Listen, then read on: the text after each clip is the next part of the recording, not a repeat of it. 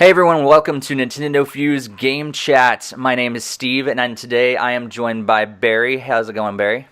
Hello, everybody. And I'm also joined by Greg. Hey, Greg. Hi, everybody.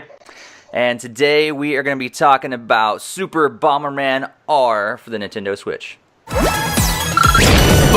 Brothers, let's go! Alright, so Super Bomberman R for Nintendo Switch, one of the launch titles, and it's one of the ones that I think a lot of people were excited about when when the Switch was announced and everything. We were excited about it, but now that we've kind of got into it, what do you guys think? Barry, what's your initial impressions about Superman R? Super Bomberman Superman R. R? Superman R made a entirely different game. Super Bomberman R. Superman R, the remake of Super Mario 64, now with 20% more fog. This is tough for me because I've been a Bomberman fan since the very beginning, and I think I have like every release pretty much. I'm missing a few. Bomberman 93 on TurboGrafx, damn price. But yeah, it's good. It's not great. It's not the Bomberman I was hoping for. I'm weird because I like the standard grid-based Bomberman for battles, but one of the few people that liked what they did with the 64 Bomberman, where they did it more like a 3D platformer, or even the Bomberman story and the Bomberman tournament, where they made it more like role-playing games. I like when they branch out and they do different things, and this felt safe, which is fine. It's Bomberman's return to form. But for me, the isometric camera still, like, I want to just make it flat. There are so many times where I place a bomb and I die just because it's just a little bit over, like, or it's not placed where I should be placed. And I think that's the biggest killer, is that isometric camera, especially when it zooms in and out automatically, because it just becomes harder to see. Other than that, I mean, it's solid. It's a Bomberman game. I mean, if you like Bomberman, you'll like it to some degree. I kind of wish they kept more of the continuity. You know, where's Max? Max isn't there. You know, like, he should have been there. Or you know, even thrown in references to some of the older Bomberman characters, or even the faraway ones, like the ones from Panic Bomber and stuff. Like, that would just be cool to see. It's nice that they gave them all personalities.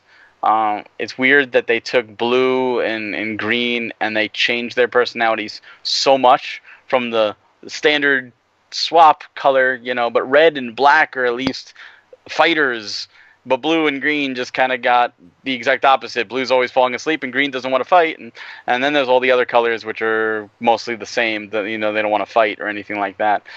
Like, I wanted to see them keep the original characters and then add new, instead of changing characters that have been established since the early 90s and even late 80s. But yeah, I guess that's my initial disappointment / reaction. Yeah, Greg, what do you think? Initial thoughts on Bomberman? I would have to kind of agree. When I was started actually physically writing this review, one of my main points was about the camera. I always like the really top-down approach. You can really see exactly where you're placing the bomb, and then it makes it so much easier just to kill enemies, destroy blocks, play online, and everything like that. Another one of my main concerns, obviously, was even the controls. I kind of like really precise controls, so even I'm used to using a D-pad for this type of game, so I didn't feel like the joystick on the Joy-Con did very good justice to me, because comboed with the off-screen camera, the camera is not direct, then you're also not moving to the square that you think you are, and oftentimes you're running into a block that you can't pass through, and then those precious seconds just tick down by, and the bomb just boom can kill you really easily. So that was part of that. I was also pretty disappointed they took out some of the power-ups that have been staple items since the beginning. There's no remote control bomb that I've seen, so that was kind of been always one of my favorites, where you can blow it up on will. I mean, I understand why it's not in multiplayer. It can be very cheap, but also then again, it was missing from the single player mode. So I don't know if that caused the game to be too easily or something, but I did kind of miss it though. Yeah. Yeah. I think you guys probably have a longer history with Bomberman than I do. I mean, I played it for years, but I haven't played all of them. I've kind of just hopped around here and there to different ones. I've always liked the concept. I especially like it in multiplayer. This was probably one of the first times that I've actually tried to go through a single player campaign, and I think that's where I found the most issues is the single player campaign because of the camera and because of the control issues and things that you just have to be super precise in a game like Bomberman, and the camera and the kind of spotty controls just don't make for a good, really precise experience in Bomberman. Well, I was gonna say what makes it even worse than single player are the bosses, because they're just like they're like super smart. Even on the lowest difficulty, they will stop. You make a row of bombs and you hide, and they'll just sit there and hide. Like there's you have to trick them almost into killing them. Even the first boss, and it's like, oh my god, the remote bombs, which would be amazing, would just cause the computer probably to crash because you had to set them up with remote bombs around and they won't move. And like, what do we do now? We're at a stalemate. Yeah. Yeah, I think that's probably the thing that I hate the most, actually, are the boss fights. Oh, God, because, terrible. I mean, so I haven't had a history with, all these other, Bomberman games and the boss fights in there, but, man, they're ridiculous. I feel like when you finally get past the one-on-one, fight in the grid, which is ridiculous, because I've been playing on easy, because I just wanted to see, get through the game. And those are, I can't imagine them on hard because they're tough enough on these. They just always avoid it. But eventually, finally, I get through it. And then the final boss fights, I feel like I'm just doing the same thing over and over and over again. And it gets boring. And I feel like that's the biggest experience. It's the word that I would say, other than frustrated with this game. I get bored playing this game, and that's unfortunate with Bomberman.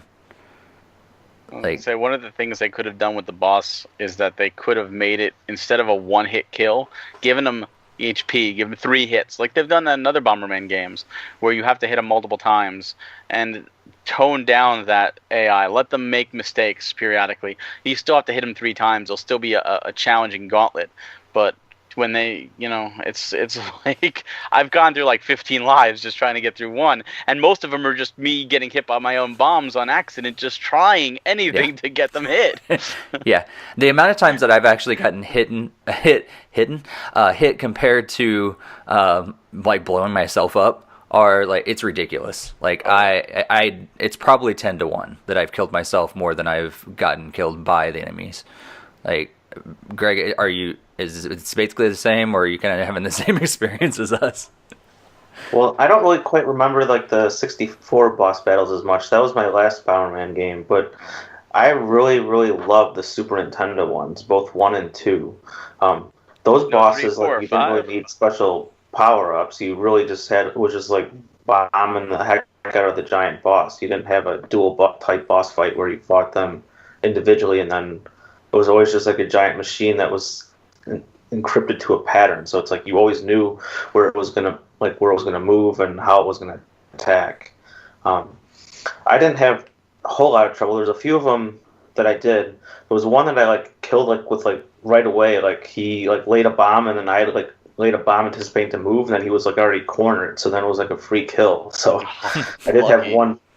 I did get lucky on one boss fight like that. So I don't know. They were kind of hard. I think the difficulty, as you said, was kind of thrown off, because as soon as you increase it, you lower your lives, and then you pay the price to continue. So yeah, that's kind of one of the other frustrations with how they did the continue system. Which I'm okay with, actually, because I don't really care about buying all the different hats and everything. So I'll use all my coins and everything for continues. It's fine with me. I care about the stages, though. There's special stages you can only get if you buy. 10 stages you can buy, and then you can't even save up that amount of currency because you're spending it continuing trying to earn the currency to begin with. I guess so that's the thing. Because I was excited about this game, but there's so many aspects, because I forgot that you can go buy these other stages, and I just haven't even explored it because I don't even want to fire this thing up half the time. That's the disappointing thing. It should have been so much better, especially for like a $50 price tag. Was it $50, $40, something like that? I expected a more fleshed out game. I feel like. How far have you guys gotten, like in the single player? Second world. Okay. See, I beat the final boss, but that was only on easy. Okay, so I think I'm on the 4th world, and I had to force myself to get through worlds 2 and 3 because I was done after the first one. I was like, this is stupid. Why am I playing that? But I was like, we're talking about it tonight, so I guess I should play a few more levels. Yeah, that's really the reason I even got as far as I did, because of Zelda. And it's like, do I really want to go through this right now, or do I want to play more Zelda? And it was an easy decision. Yeah. They can fix it though. The good news is they just did a patch. It shows that they're committed to the game, which means, you know, the version we have now, the version we're playing, may be vastly different than the version that's out, you know, in 6 months or holiday. And they could do even a soft relaunch of the game kind of deal, where, hey, holiday, get together, play Bomberman. Look, we fixed all those issues. We've added free DLC, or, you know, and that could be a thing. It just depends on how much they want to put into it. And it is Konami, so they will probably be playing Pachinko Bomberman by holiday. I was gonna say about free DLC if it's not Nintendo. They'll probably be like, "Oh, you want another costume? $20. Hand it over. Want a world map? Oh, give us another $15." I mean, the way they structure the store, to me, it feels kind of like one of those free-to-play games on like your phone, because it's like you're constantly like, grinding out the single-player mode just to earn all this coins, just to like put them into the shop to purchase content that should have been unlocked like easier, like by just playing the game and not like being purchased. Right. Well, I don't mind earning coins to unlock things. I think the cost is way too high, and the amount you get by going through, 10 levels is way too low. Especially if you want to unlock everything. Now, granted, there is longevity. If you want to unlock everything, you will be playing this game for a very long time. And if that's what they're going for, then they've succeeded. But you shouldn't be playing this game forever to unlock everything. You should be playing this game forever because of the multiplayer, which I haven't played since the patch, but prior to the patch was absolutely terrible.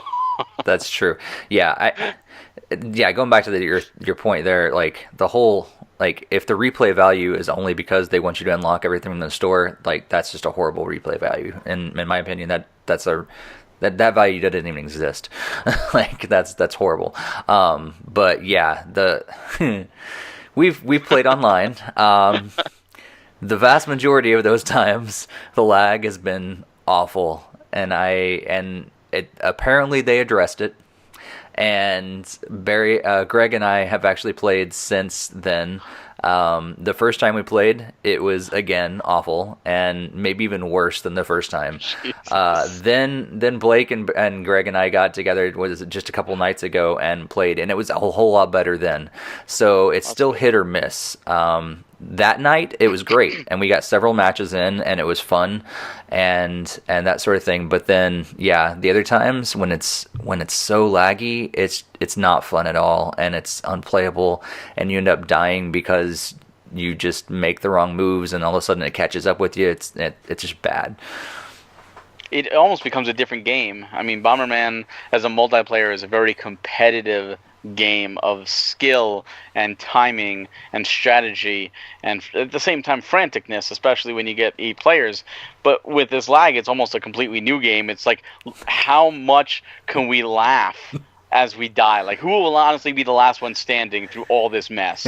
And you're not even trying anymore. You're just like hoping to survive, and whoever wins, it's not by skill, it's by complete accident. It's a game against the lag instead of a game against each other. Yeah. It's a whole mistake. Right, yeah. And it's going to happen eventually, yeah. Who makes the last mistake? We've even had draws due to that while we were playing that time with Hassan. I mean, it was and that was the biggest promise. I think that's what got people excited. Between that and Mario Kart, everybody I talked with was like, oh my god, let's get 8 of these together and all have like a LAN party type thing, playing Bomberman and playing Mario Kart, and that's going to be fantastic. And oh my god, we could do that anywhere we want. Like portable bomber, like that was a big appeal. And like if it's going to be like this, then then Yeah. why bother? Well, I think that's what it Yeah. does still have going for it, because I feel like I haven't played local multiplayer, like between, in a local ad hoc wireless network with another Switch or anything.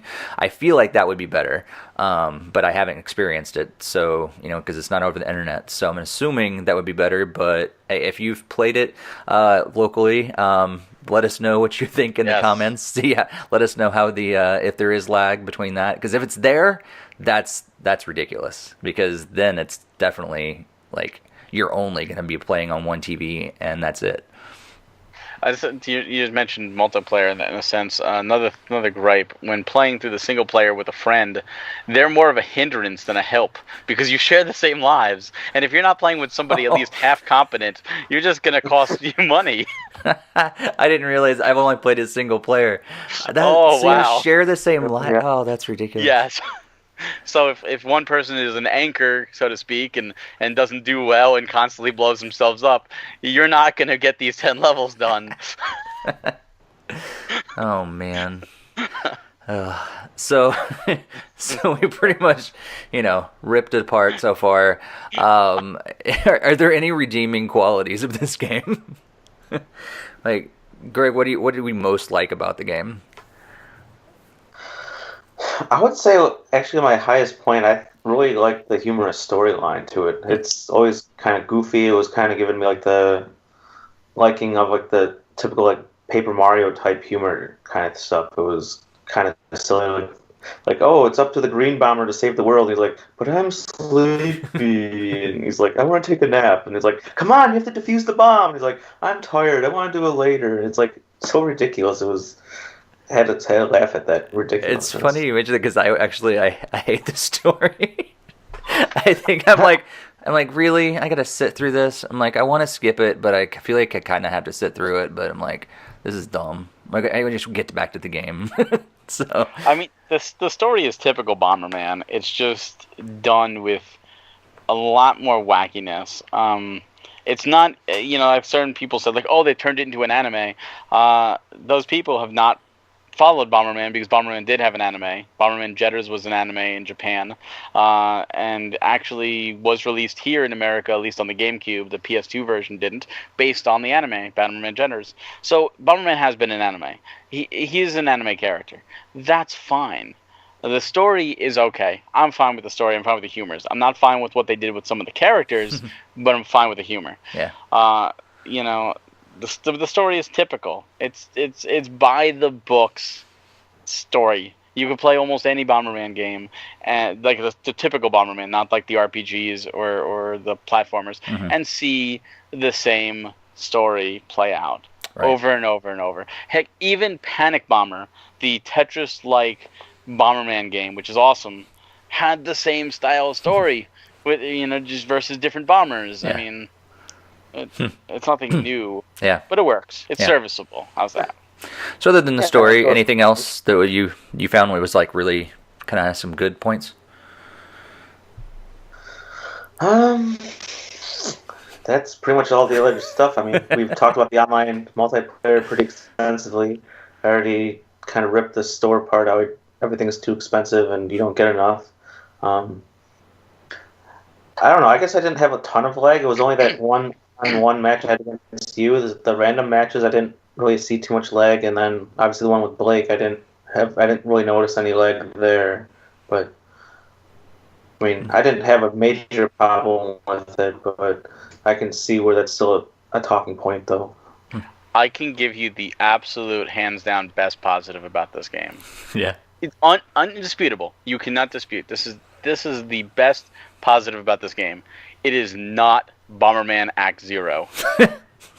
That right there, the fact that they at least gave us classic Bomberman again and didn't do anything along the lines of that monstrosity is a huge positive. But that's like saying like all these new Sonic games are good because they're not Sonic 2006. Well, I don't know about that. Hey, it's a positive. It was a very scary time for us fans. We're like, what direction are you taking this in? Like, this is terrible. And and there have been a few games since, but it's been a long time. So to me, that is a positive.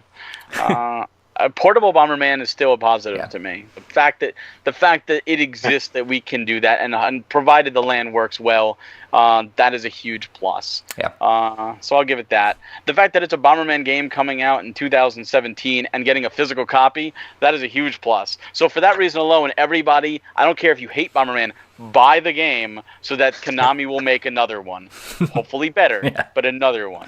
I think that's actually where I think the game should really shine, is when we go to events and stuff, and you can actually have those parties, and everybody's got their Switch, and we're all gathered around and playing eight person battles all together, because I think that's where Bomberman has always shined, is in the multiplayer aspects, in my opinion. And I love getting people together. I loved playing was it Bomberman Blitz or something like that on the Wii. You can get 8 players, and it was awesome. So I think doing that again on the Switch and being able to take that on the go really it could be the redeeming factor for this game. Well, one of the best Bomberman games was Saturn Bomberman, and it's very, very costly because it has a lot of players. I think it's 10 or 16 or something like that. Like, you can get a lot of players with that, and it's a fantastic single-player game as well. But, like, that's the glory they need to shoot for. They need to capture that magic and bring that back to the table. And if they can't do it with updates on this one, they need to use this as a bouncing ground to get to a sequel to do that, because like you were talking about with cons, people will probably be playing that. However, once Mario Kart's out, will they be playing Mario Kart? When Splatoon's out, will they be playing Splatoon?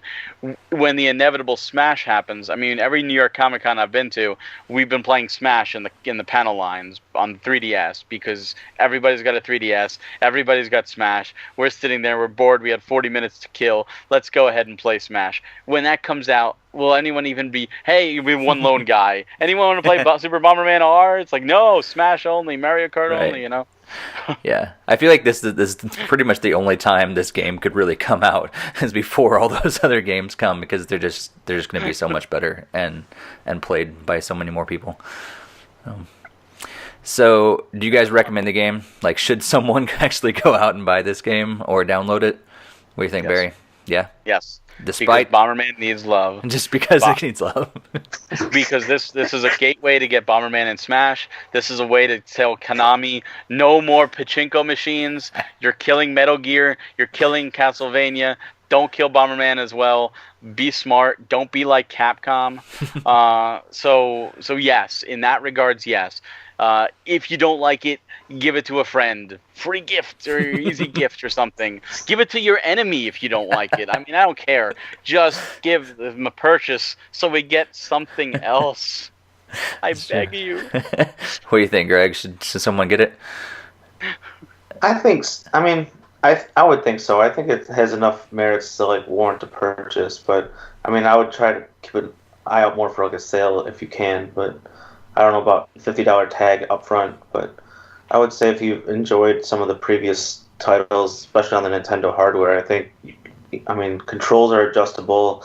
Some of the stuff is still fixable with feature patches, and I mean, there's some redeeming qualities if you are a fan of Bomberman. So Yeah. I would still recommend it. Yeah. We do have to say, though, as well, if you are a fan of Bomberman and you really enjoyed playing with the D-pad and not a control stick, you need a Pro controller, because you're not going to get that with the Joy-Con. So if this is the game you're buying the system for and you really want that D-pad, you're going to shell out another $70 for it just to be able to use the D-pad. Right. That has to be said. But let's be honest, people need a Pro controller anyhow. Oh, absolutely. That It's thing's great. phenomenal. Yeah. But it's still. I'm planning on buying one as soon as they're in stock again. So It went in stock today, actually. Nice.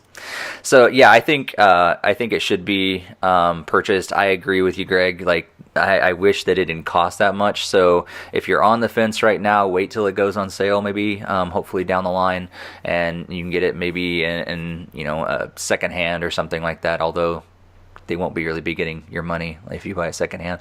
But anyhow, But it's not a horrible game, even though we've been ripping on it for a while. It's not horrible. It does have a lot of redeeming qualities, and it can be a lot of fun, I think, if you're playing it with some friends. And hopefully they continue to improve the online, and that keeps getting better and better. And you guys can hop on and play with us sometime, because we would love to play some 8-player battles online. I think it's a better party game than 1-2 Switch. I'm putting it out there right now. It's a better party game. As long as you have multiple controllers, of course. That's true. Well, thanks so much for joining us today again for NintendoFuse GameChat, all about Super Bomberman R. Make sure you check out NintendoFuse.com for all your Nintendo coverage from us, and subscribe to NintendoFuse here on YouTube. Hit that bell so you're alerted whenever we have videos. We've been trying to keep up a weekly release schedule recently, so we got our podcast we do once a month. We got a brand new show that Barry hosts called the Industry Talk, where we talk to people within the industry. We're doing the game chat every other week with different games. So we want to keep pumping out the content for you. So make sure you subscribe so you can get all of our content. And thanks again. Barry, thanks for joining today. Greg, thank you for having me. Same to you. And we'll be back next time with another game chat.